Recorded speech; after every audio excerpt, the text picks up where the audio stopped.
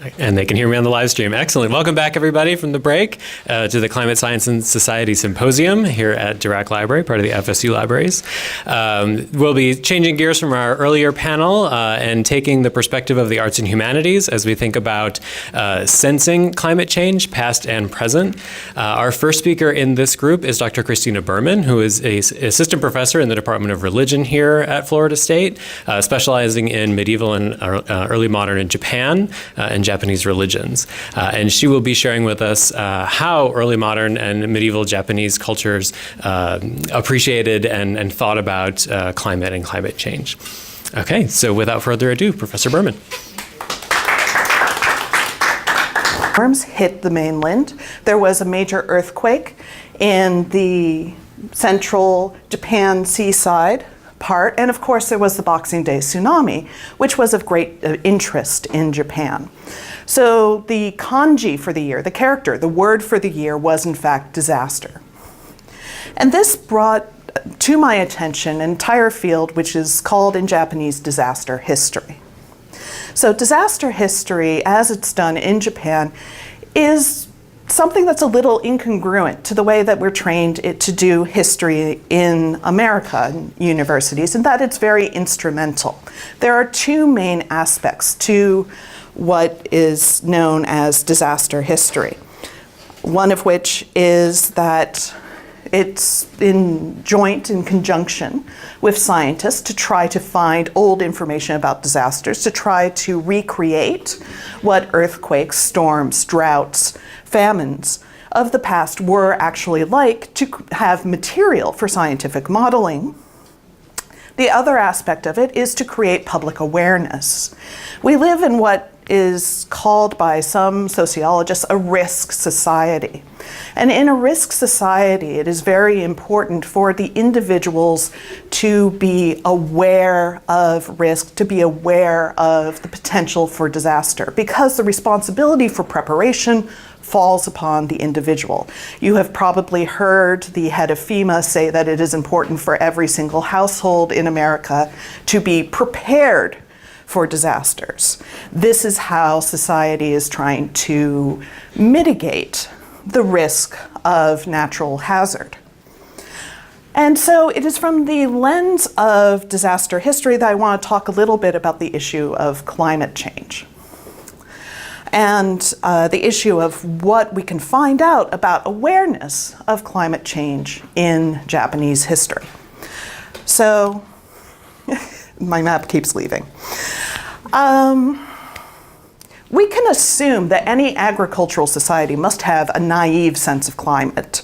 It is impossible to think that agricultural society can successfully support itself with food without knowing when it is warm, when it is appropriate to plant, and when it is appropriate to harvest. We can also assume that they have an awareness of any supplemental animal husbandry, relationships to weather and climate, and also to any sort of hunting information, also which would supplement their diet. Japan should be no exception to this.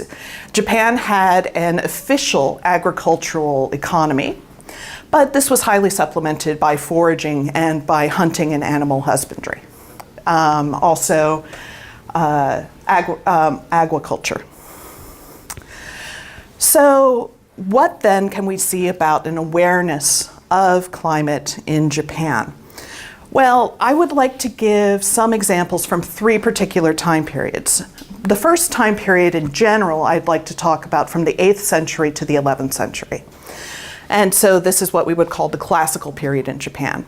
Generally, this corresponds to what is known in paleoclimatology as the medieval warm period. Next, I would like to talk about a particular famine that has been studied, known as the Kanji Famine. This famine was a major issue in Japan from 229 to 1229 to 1235. And it had major effects on Japanese law and society. Finally, I would like to talk about two famines in the early modern period: the wild boar famine of 1749 and the May Famine, which followed immediately afterwards, and that was in the 1750s. Sorry, I have a tendency to leave the thousands off because I do specialize in the earlier period. So the first period, I will be looking at material from Kyoto, which was the old capital. There was a capital before the capital in Kyoto, the capital of Nara, also in the same area. We are very lucky in the study of Japanese history to have diaries from a very early age. And these are diaries in the sense of daily records. They often begin with actually a discussion of the weather. So it is possible to determine, for example, the number of rainy days versus the number of sunny days for some years in Japan, starting from about the year 980, which is honestly amazing. So this is potentially a great source for reconstructing what Japan's climate was like in the medieval warm period. Unfortunately, these diaries are biased for weather information in Kyoto itself, which is only one data point, and so therefore might not be particularly reliable information. So we supplement this information with material about regional famines, regional crop shortages, and any sorts of disasters which would have come from the provinces into the court at the capital. We also know that the capital had a certain amount of awareness of the conditions in the provinces due to the fact that they mandated provincial governors to provide information to the capital up until the point of creating what are known as furoki. And so the furoki, these are reports of the winds and the earth, or in other words, the climate. The word furo actually was used by the philosopher and racist Watsuji Tetsuro in the pre-war period to discuss how it is the weather in Japan which makes the Japanese superior to all other Asians.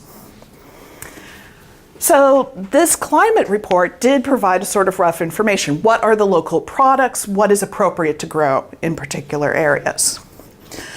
Unfortunately, this information became static as provincial governors no longer went to their posts, but instead relied on local connections to do the tax farming for them. So the idea of getting information from religious ritual about what the climate conditions in Japan were doesn't really work.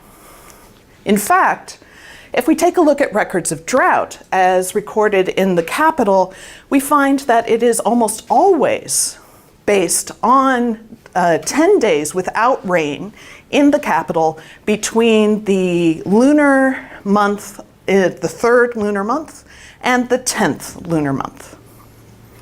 So these individuals in the capital are not commissioning reports or rituals for information getting from other more agriculturally important areas. In terms of temperature, we are also somewhat at a disadvantage in this time period in that it is actually a little rare to find reports that mention the temperature. You do have notes of when the snow falls out of season, because that is an anomaly and therefore worth investigating, particularly in terms of supernatural import.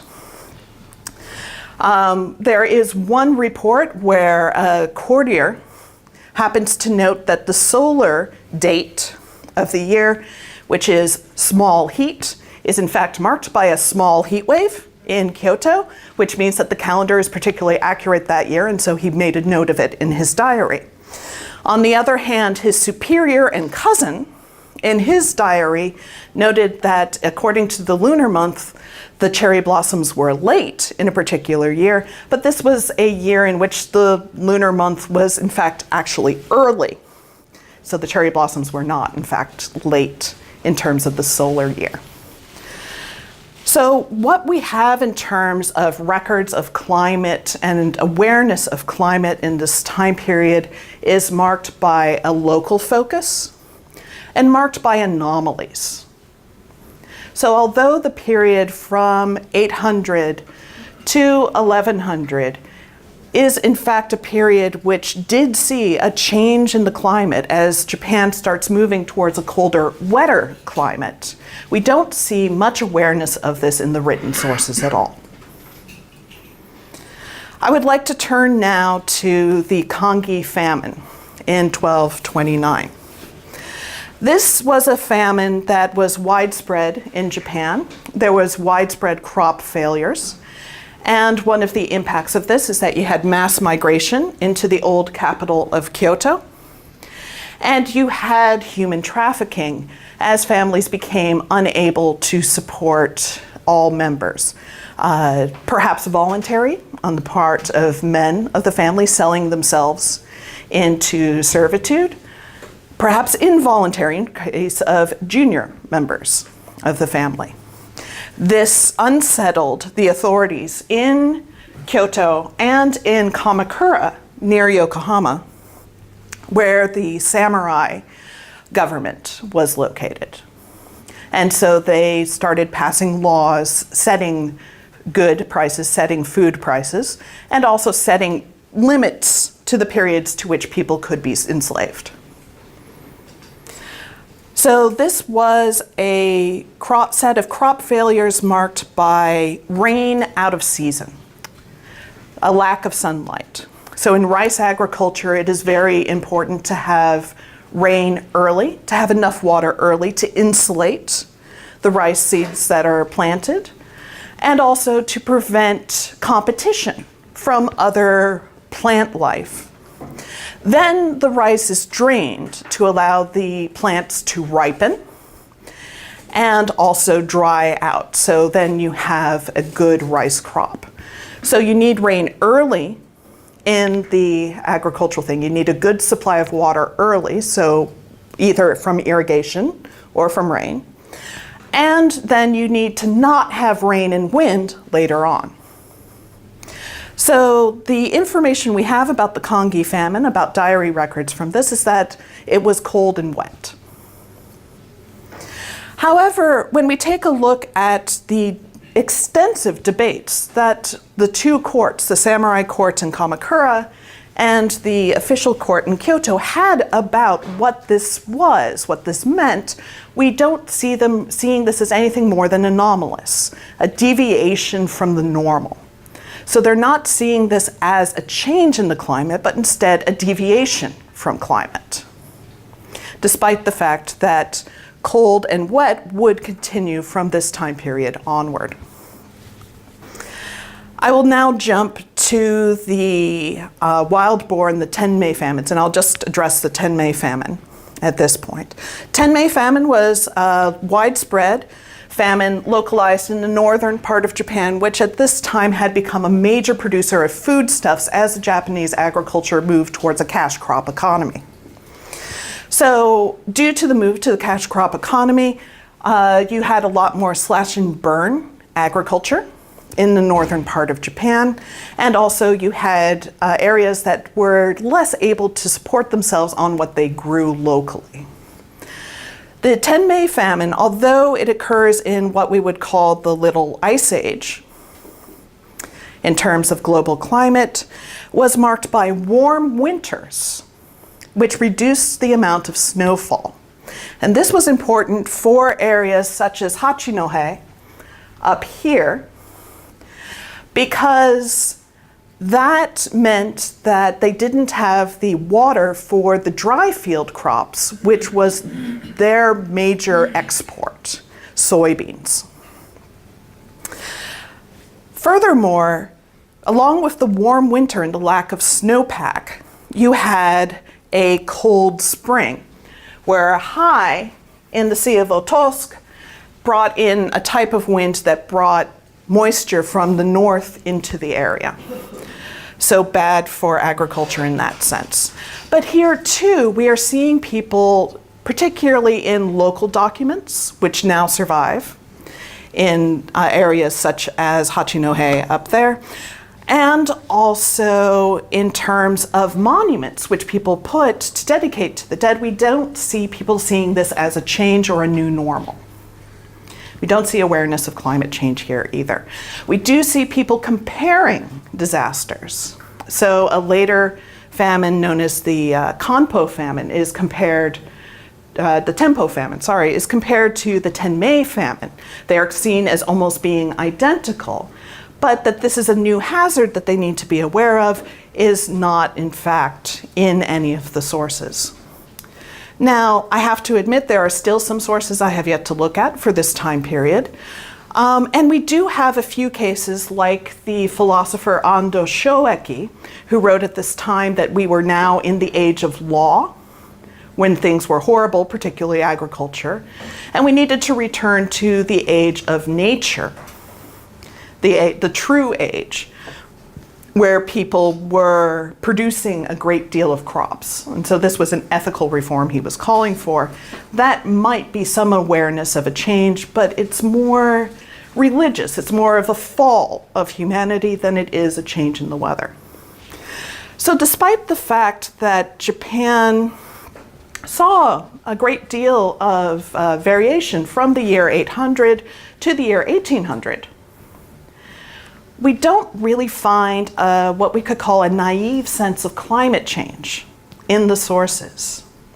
Now, some of this is because of the limitations of the sources. I think some of this is because only a few elites had records going back to the past to do detailed comparisons, to see maybe how agriculture might have changed over time. And this does mean that, unfortunately, I have come to the tentative conclusion that we cannot, in the modern world, rely on the experience of individuals to make them aware of climatic change. Just wait long enough and they'll figure it out, in other words. But that instead, there is a real importance for scientists and people who have this wider view, this comparative view, to teach people about the potential hazards of climate change. Thank you.